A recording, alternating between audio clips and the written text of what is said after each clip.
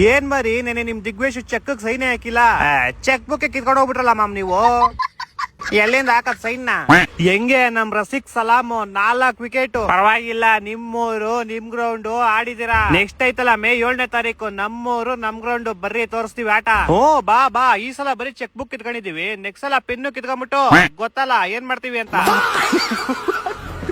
Chutney ತೇಡಿ ಪುಡಿಚೆ hotel ಬಾಯಿನ ಒಂದ parcel. Hello, ಏನ್ ಮರಿ ಬರ್ನೋದಿಲ್ದಾರ್ ಬೇಕಾ?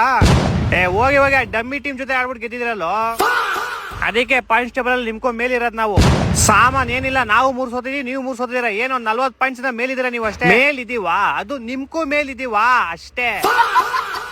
ನಮ್ಮ ಹತ್ರ 5 ಕಪ್ ಐತೆ, 5. ನಿಮ್ ಹತ್ರ ಒಂದೇ ಒಂದು ಇಲ್ಲ. ಏನ್ ನ್ಯೂಸ್ ಇವಾಗ ನಮ್ಕೋ ಕೆಳಗಡೆನೆ ಇದ್ದೀರಲ್ಲ ನೀವು.